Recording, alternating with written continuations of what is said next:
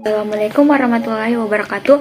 Halo Universe, jangan lupa like, share, dan komen ya teman-teman. Di sini kami ingin membawakan materi yang mengenai pengendalian pusat pertanggungjawaban. Pertama-tama, perkenalkan teman-teman kelompok saya, yaitu yang pertama ada Miri Sumbung, yang kedua Muhammad Iksan, yang ketiga Nirwana, yang keempat Nur Fadila Eka Putri, dan yang kelima saya sendiri, yaitu Ayun Putrusain.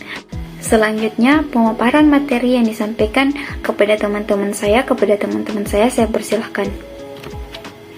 Saya di sini akan membacakan materi ke-1, yaitu penjelasan tentang desentralisasi dan pertanggungjawaban.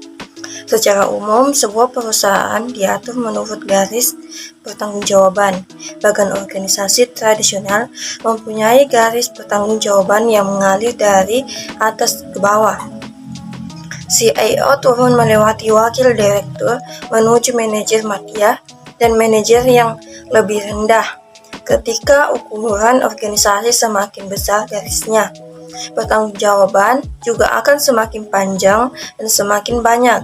Saat ini, organisasi kontemporer mempunyai garis pertanggungjawaban yang lebih datar. Sekarang biasa disebut sebagai divisi atau unit bisnis. Contohnya, perusahaan fashion yang sudah go public, yang harus menyesuaikan ukuran produknya dengan rata-rata ukuran tubuh penduduk di tempat perusahaan tersebut berekspansi. Adapun manfaat akuntansi pertanggungjawaban yaitu menurut Mulyadi 2001 halaman 175, yaitu informasi akuntansi pertanggungjawaban yang berupa informasi yang akan datang memanfaatkan, yaitu 1. Informasi akuntansi dasar menyusunkan anggaran. Yang kedua yaitu informasi akuntansi sebagai penilaian kinerja manajer pusat pertanggungjawaban. Yang ketiga yaitu informasi akuntansi sebagai pemifastor manajer. Yang keempat yaitu informasi akuntansi memungkinkan pengolahan aktivitas. Yang kelima yaitu informasi akuntansi memungkinkan pemantauan efektivitas pengolahan aktivitas. Terima kasih atas kesempatannya. Di sini saya akan menjelaskan materi mengenai syarat menerapkan akuntansi pertanggungjawaban. Syarat untuk dapat menerapkan akuntansi pertanggungjawaban ada 5, yaitu pengelolaan biaya. Pemisahan biaya ke dalam biaya terkendalikan perlu dilakukan dalam akuntansi pertanggungjawaban, karena tidak semua biaya yang terjadi di dalam satu bagian dapat dikendalikan oleh manajer, maka hanya biaya-biaya terkendalikan yang harus dipertanggungjawabkan olehnya. 2. Struktur organisasi. Struktur organisasi berhubungan erat dengan akuntansi pertanggungjawaban. Akuntansi pertanggungjawaban adalah sistem yang mengukur bagian kinerja setiap pusat pertanggungjawaban untuk informasi yang dibutuhkan para manajer untuk mengoperasikan pusat pertanggungjawabannya. Akuntansi pertanggungjawaban didesain berdasarkan struktur organisasi, biasanya menggunakan beberapa pendekatan, yaitu didesain berdasarkan fungsionalnya, didesain berdasarkan produk, dan didesain berdasarkan regionalnya. Ketiga, anggaran. Setiap pusat pertanggungjawaban harus ikut serta dalam menyusun anggaran karena anggaran merupakan gambaran rencana kerja para manajer yang akan dilaksanakan dan sebagai dasar dalam penilaian kerjanya.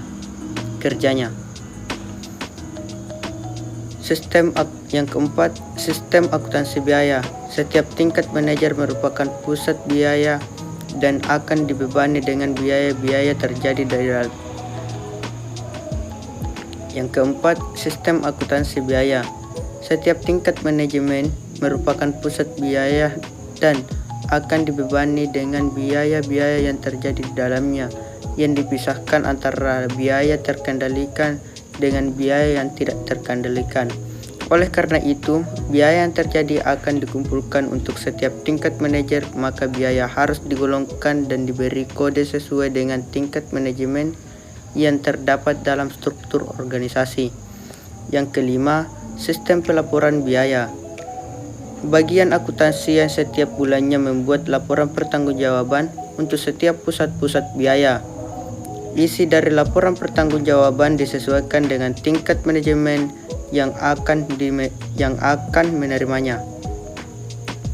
Pusat yang memiliki beberapa pusat pertanggungjawaban biasanya memiliki salah satu dari dua pendekatan pengambilan keputusan untuk mengelola kegiatan yang rumit dan beragam, tersentralisasi dan terdesentralisasi. Pada pengambilan keputusan tersentralisasi, berbagai keputusan dibuat oleh manajemen puncak atas dan manajemen tingkat bawah melakukan pengimplementasian dari keputusan-keputusan yang telah dibuat tersebut. Sedangkan pengambilan keputusan terdesentralisasi memberikan wewenang kepada manajer tingkat bawah untuk membuat dan mengimplementasikan keputusannya berdasarkan pusat pertanggungjawabannya yang menjadi tanggungannya. Sekian dari saya.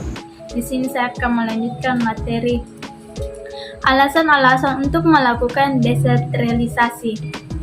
Ada berbagai alasan yang dimiliki sebuah perusahaan untuk melakukan desentralisasi, yang umumnya seperti: pertama, mengumpulkan dan menggunakan informasi lokal. Kualitas dari berbagai keputusan dipengaruhi oleh kualitas informasi yang tersedia. Yang kedua, memfokuskan manajemen pusat.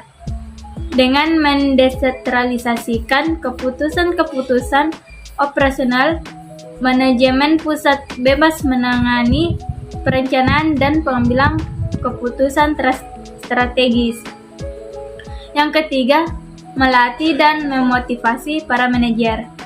Organisasi selalu membutuhkan manajer yang terlatih untuk menggunakan posisi manajer jenjang lebih tinggi yang keluar untuk mengambil keuntungan dari penjual yang lain.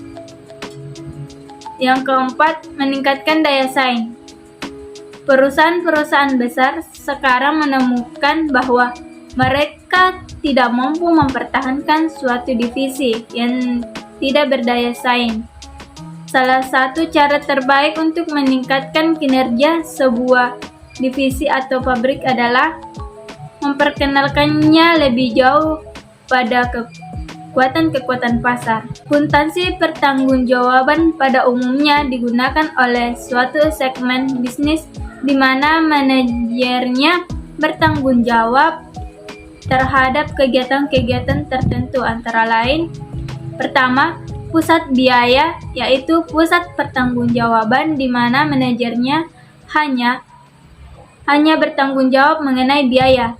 Yang kedua, pusat pendapatan, yaitu suatu pusat pertanggungjawaban di mana manajernya hanya bertanggung jawab mengenai penjualan. Yang ketiga, pusat laba, yaitu pusat pertanggungjawaban di mana manajernya hanya bertanggung jawab mengenai biaya dan pendapatan. Yang keempat, pusat investasi, yaitu pusat pertanggungjawaban di mana manajernya hanya bertanggung jawab mengenai biaya, pendapatan, dan investasi.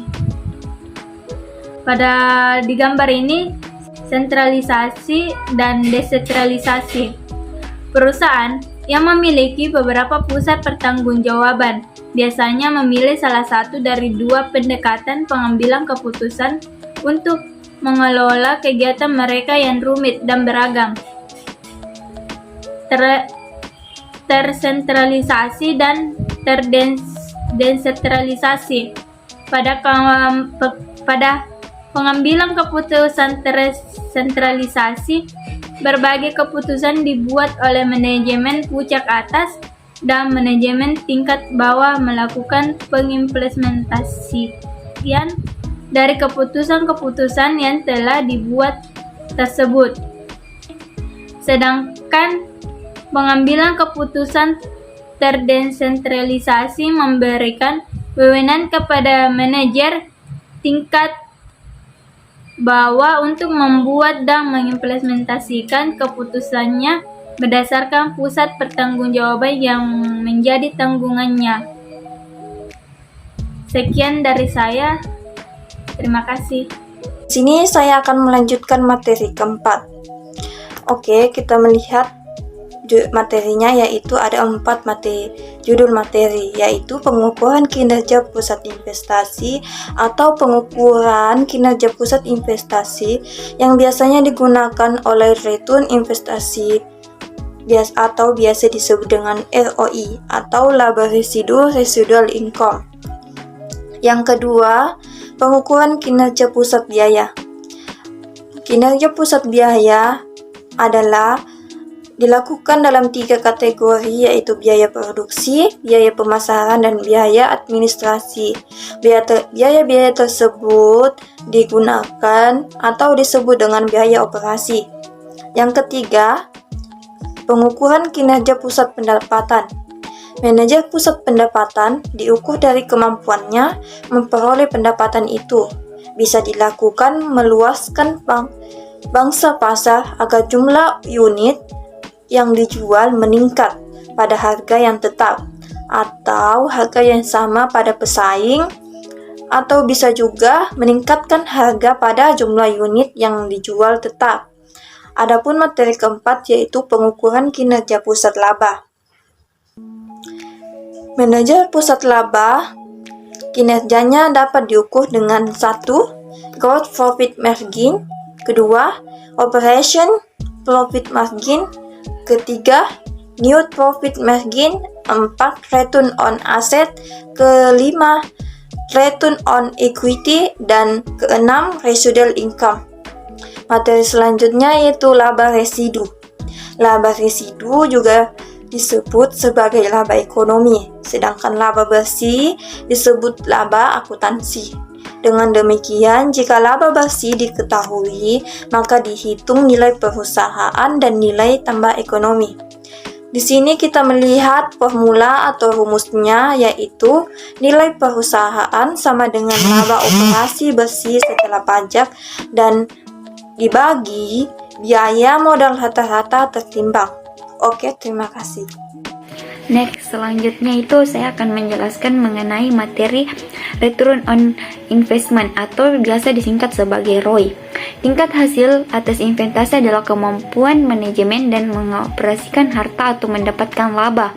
Laba perusahaan dibedakan menjadi 3, yaitu laba kotor atas penjualan, yang kedua laba operasi, dan yang ketiga laba bersih.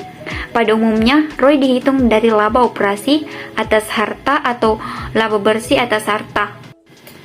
Jika manajer investasi memiliki wewenang atas perolehan sumber dana atau sumber biaya investasi, maka rumusnya itu ROI sama dengan laba bersih dibagi aktivitas operasi rata-rata. Yang kedua, jika manajer investasi tidak memiliki wewenang atas perolehan sumber dana, maka rumusnya itu ROI sama dengan laba bersih dibagi aktiva operasi rata-rata. Jadi, jika investasi tidak memiliki wewenang atas perolehan sumber dana sama dengan investasi yang memiliki wewenang, itu yang rumus yang digunakan itu sama dengan ROI sama dengan laba operasi dibagi aktivitas operasi rata-rata. Kemudian yaitu yang kedua, nilai tambah ekonomi. Cara khusus menghitung laba residu adalah nilai tambah ekonomi. Nilai tambah ekonomi yang biasa disebut sebagai Economy Value Added atau biasa disingkat EVA adalah laba bersih dikurangi total biaya modal tahunan. Jadi dari EVA adalah penekanan pada laba bersih operasi dan biaya aktual dari modal. Cara menghitung EVA yaitu dengan rumus EVA sama dengan laba operasi setelah pajak dikurang persentase biaya modal aktual dikali total modal biaya yang dipakai. Wah, itulah tadi penyampaian materi yang disampaikan kepada teman-teman saya. Apabila ada yang ingin tanyakan, mohon dicatat di kolom komentar. Dan apabila video ini bermanfaat bagi kalian, mohon di like dan di share. Yang lebihnya mohon dimaafkan. Wabillahi taufiq wal hidayah. Wassalamualaikum warahmatullahi wabarakatuh. See you next time guys. Sampai ketemu di video selanjutnya. Bye.